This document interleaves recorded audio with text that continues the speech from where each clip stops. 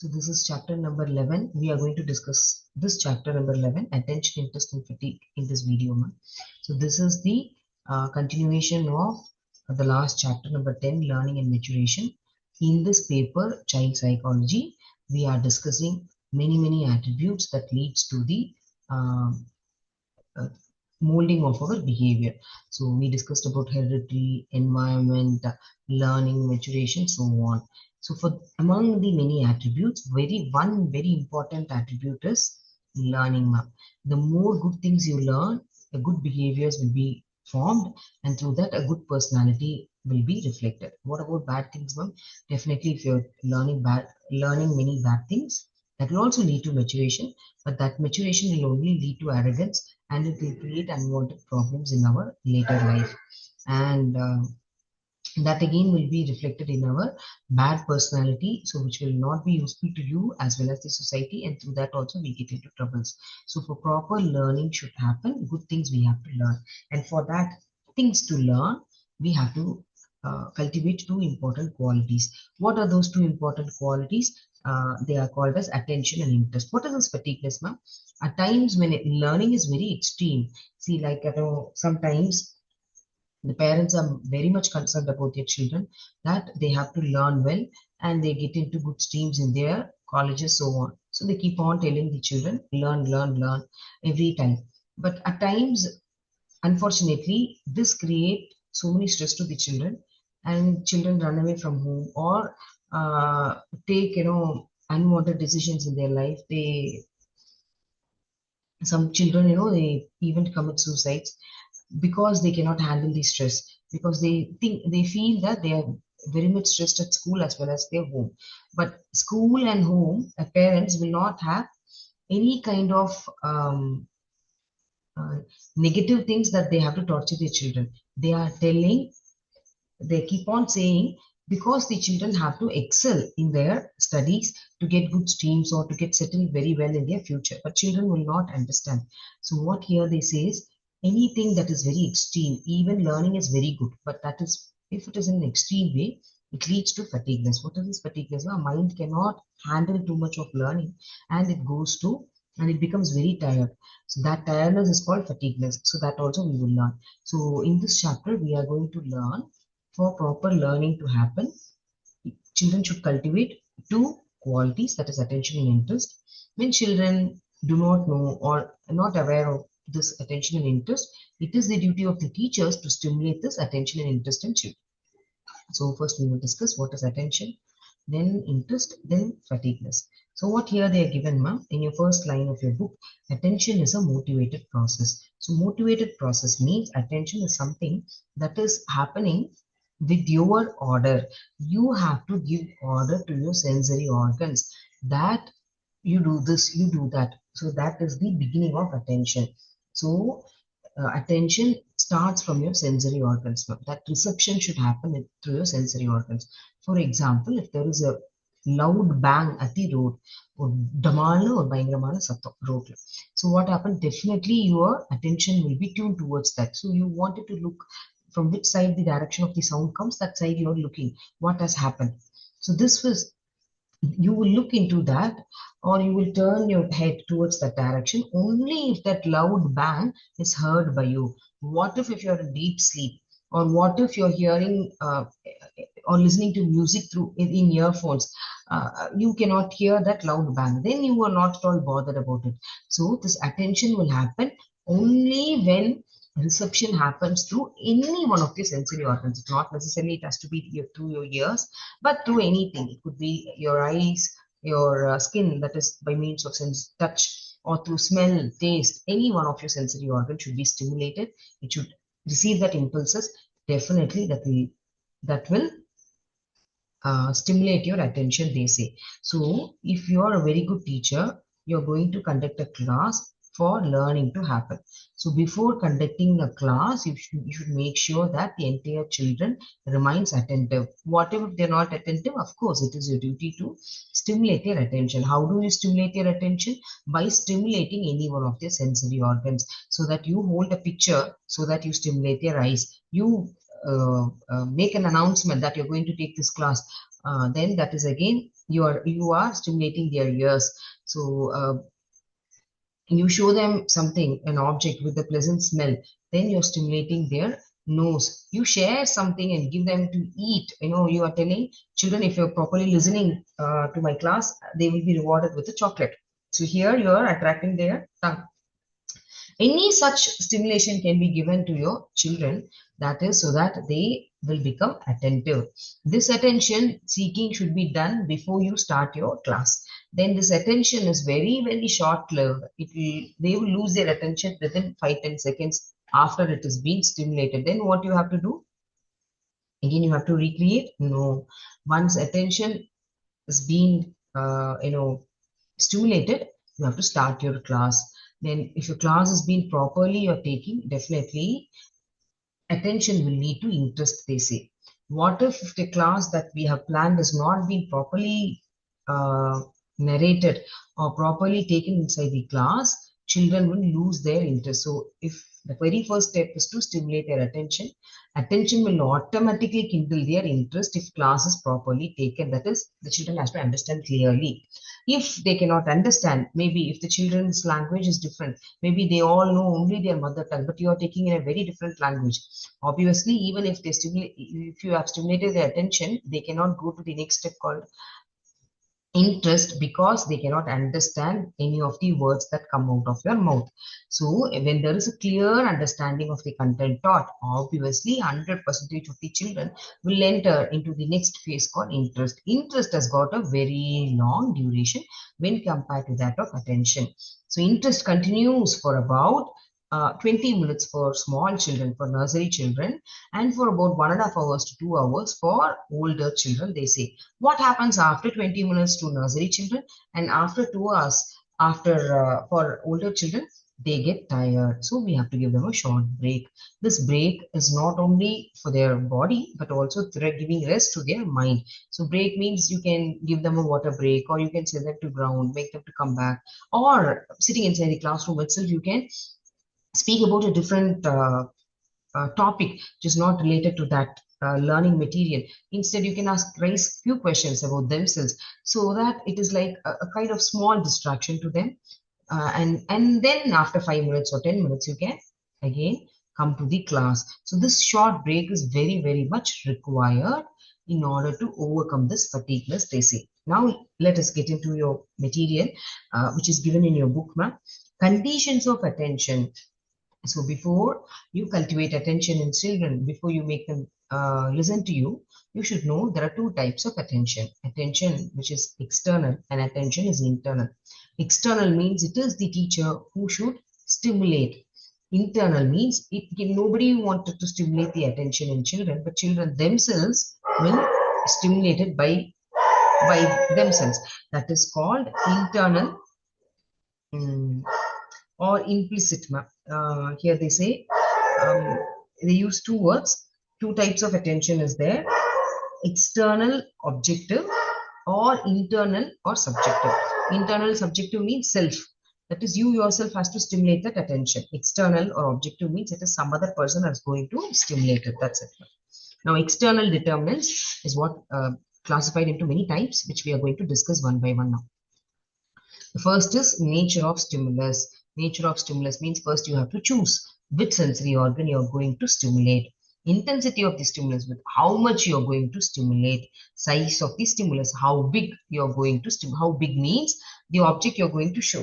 So generally big and size means you are going to stimulate their eyes. So how big you are going to show them. The more bigger it is, the object, better their attention seeking process. Location of the stimulus. So generally anything that is present in our eye level seeks our attention much faster than up or very down at the bottom. So you should make sure that you wanted to attract the children, right? So that object of attraction should be in their eye level. contrast of the stimulus. So that object should be present in a place where the background is completely contrast to that the color of the object.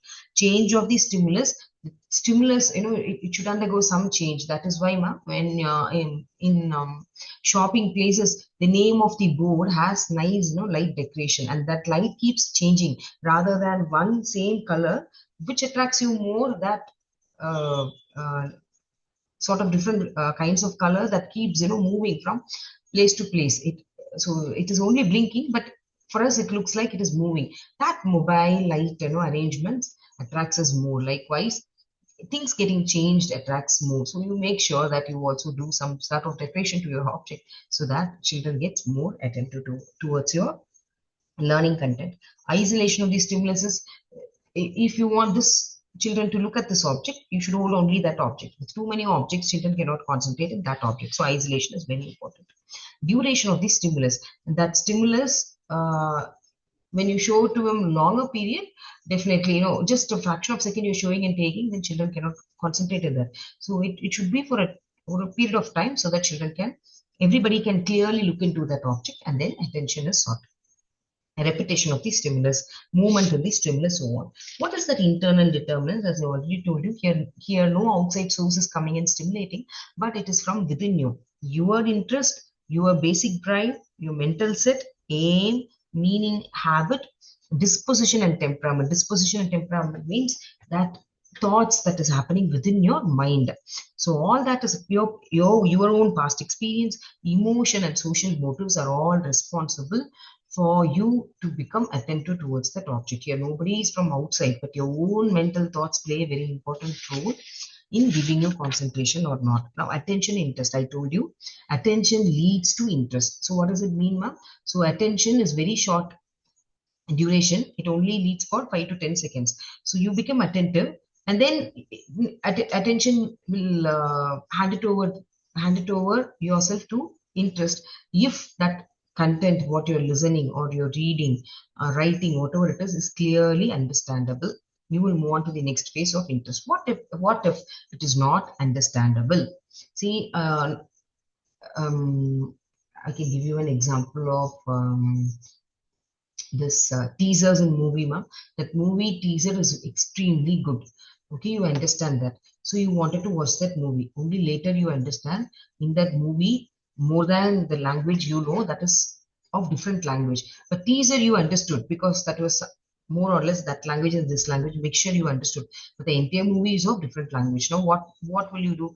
How much ever interested you are, you cannot understand it.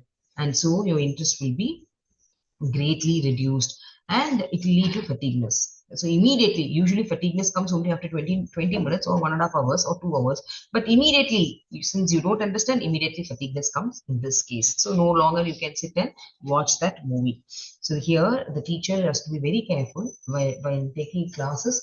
The teacher should see that first, the teacher should evoke everybody's attention. After evoking everybody's attention, the teacher should see whether that it has led to the interest. If it has not led to the interest, then it shows that whatever the teacher says, they cannot understand. So the teacher should again make the language very simpler, or make sure what could she do or work out so that it is clearly understood to the children. When these two factors are fixed, obviously children will be really, really very much interested towards your subject, maybe for another 20 minutes. And always remember, ma'am, this break does not require that again 20 minutes break has to be given. No, not at all. Just 1 or 2 minutes break, and then you can resume your classes. Is sufficient. So meaning and definition of attention is again the same, ma'am. So before if you're planning to seek their attention, you should know that attention is short-lived and unstable. Attention, you have to select what kind of sensory organ you're going to choose. Narrowness means at one time only one thing you have to choose. Too many things you cannot teach at the same time. Quality of invention and discovery. Two aspects of attention is there, negative and positive. See, I already told you, learning is good or bad. Likewise, attention also. Attention can be sought for learning good things and bad things. So there's no point in seeking their attention for learning bad things, because it is of no use. So you should make sure that your learning content is very good, and so that you have to seek their attention and learning should happen. So if we are seeking their attention, attention can be sought even for learning bad things. So attention is just one small quality, that's it. It is not so that it only works out when the learning is good. No, even if learning is bad, attention can be worked out. So you have to make sure that it is all good. So you have to prepare very well, coordination, various activities, many activities you have to plan and perform for to seek their attention. Attention is cognitive, effective, and cognitive. So attention is it is not cognitive, it is cognitive. So attention is cognitive means it is related to mind, ma'am. Effective means feeling, willing. That is three main things the children should coordination should happen. That coordination should happen in their mind. Coordination that they have to be in a pleasant emotional field. Sometimes they are very dull and depressed. At that time, we are conducting class. They cannot become very attentive because emotions play a vital role in uh, listening to something.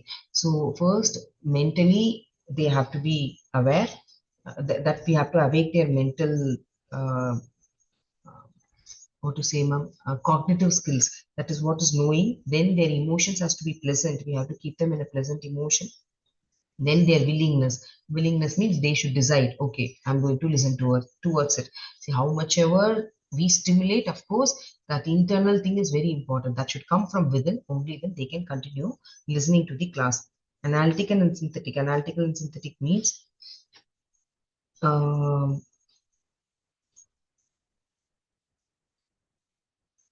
yeah, analytical synthetic here they mean that understanding of the mind map. So whatever, however you stimulate their attention, depending upon their content present in the mind, related to that only they will understand the subject. Types and forms of attention is involuntary and voluntary. Involuntary means when the object that you show have striking qualities, dark color, loud noise, extremely big, அந்த மாதிரி எல்லாம் இருந்துச்சுன்னா they cannot get distracted with any other factors because it is too strong. So definitely they will become attentive, but only for some time. Then only then they can understand what you have shown. Then interest will be created now. So at times there are paper advertisements for this Diwali, extremely colorful dresses they wear, and they ask you to come to that shop. Sometimes, that attracts us because it is extremely good or extremely attractive, so on. So when it is very strong, definitely our attention will fall on that. Sometimes it is involuntary. Involuntary means uh, nobody is taking effort, but yet you fall for it. You will become attentive towards it. Your focus will fall for it. For example, ma'am, you can take a basic drive of hunger. You are extremely hungry. Now you want some food. Now nobody is offering you food, yet you will find out where is the hotel or a bakery or a snack bar, whatever it is, because you are extremely hungry. So when you have a strong basic desire, nobody wants to come and tell that this is good, that is bad, you follow that, you follow this. You will find your own way. So hunger is not only for food. If you have a really hunger for knowledge, obviously you will find a way to learn.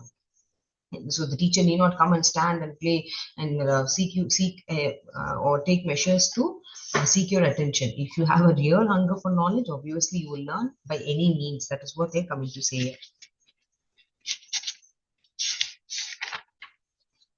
So attention can be solved through repetition, mobility, contrast, duration, size, definite form, inner incentives or subjective incentives, desire or will, interest, habit, instincts, emotion, past experience, nature, tendencies, objective or purpose, training and inclination. So from this, what you have to understand, ma'am, attention is one such quality which is really helpful in learning. Attention is the very first step. After attention, it will lead to interest. If you're really passionate or you create an interest in learning, learning leads to maturation. If you're learning all good things, this maturation will lead to good behavior.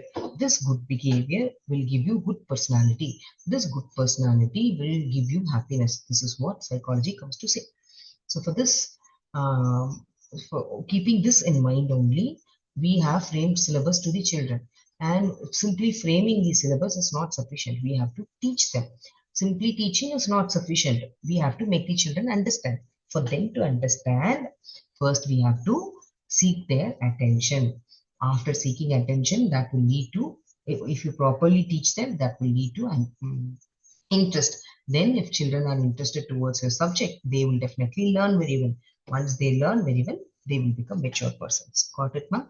But extremely torturing children to learn that, and this at times will lead to fatigueness. So being a teacher, good teacher, though 45 minutes has been handed over to you in teaching, don't keep on teaching for 45 minutes, because for every 20 minutes they need a short break. So short break doesn't mean just every children to playground. No, not that. You give them a break from what you are teaching and ask them simple questions out of your syllabus or your subject, some general questions, some form of interaction, so that they can think in a different aspect. And then you can make them to come back from that topic to your own topic, what you were listening, what you were teaching, and you can start taking the class, so that fatigueness can be avoided. Apart from all these things, there are also certain reasons for causes of inattention. After taking so much of measures in seeking their attention, yet children are not listening in your class. What could be the reasons, ma'am? Lack of interest, fatigueness, presence of distraction. Distraction is you are trying to attract any one of the sensory organs, but to say that sensory organ is attracted to some other form. So that stimulus is much stronger than your own stimulus. So what you have to do, your stimulus, you should make your stimulus much stronger, so that only they will start getting attentive towards your subject. Then kinds of fatigueness, ma'am. Fatigueness is of two types: physical and mental fatigueness. Physical tiredness means there is no food. The children are playing in hot sun for a long time. They are not drinking for a long period. All these things leads to physical fatigueness, and sometimes physical fatigueness can be caused due to lack of eyesight. Then children are not sitting in proper posture. That also leads to physical fatigueness. Mental fatigueness, learning too much of content, or restlessness, sleeplessness, all this, their mind is irritated, or they don't have any pleasant emotions, they are undergoing depression or stress. In that time, how much ever clearly you teach them, they cannot listen. So keeping all this in mind, you try to fix all these problems, and then only they can listen to your class. Causes of fatigueness, they say our body gets tired when the acidic nature of a body increases. What increases our acidic nature, ma'am? Too much of food, too much of oily food, and continuously physically playing or engaging in any of the extreme physical activities. All these things will increase the pH level of our body. When it turns acidic, definitely it becomes fatigue. So how does the body controls this acidic nature, ma'am? It makes us very drowsy and we get into sleep. After sleep, we feel fresh because this acidicity will get reduced and the pH will become normal. The body pH will become normal, and then body can work properly, function properly. So there are a few methods given in your book, suggestions how to remove fatigueness. Fresh air, sleep, as I told you, nutritive diet, change in work. And that is why they say at the time of examinations, if the examinations are about to happen, don't give children with too much of fried items, because that leads to drowsiness, because it increases the acidic nature and it reduces the thinking capacity of the brain. Generation of interest, formation of habit, arrangement for recreation, doing the job early, proper management, arrangement of seating, proper light, fresh air, provision for midday meal, a good timetable, so on. Good timetable here means if you are a maths teacher, make sure that your subject comes within the first 2 hours, or in the last 2 hours. Soon after lunch means after lunch, all the children will be drowsy. Appo if you are teaching maths, it will be difficult for the children to concentrate. So you should also decide, have a proper planning in your timetable for the subjects you teach. For example, if the subjects like moral story, sorry, moral science or something like that, it could be told after lunch break. So children will love to listen to stories after their lunch. So those kind of subjects you can plan your timetable accordingly.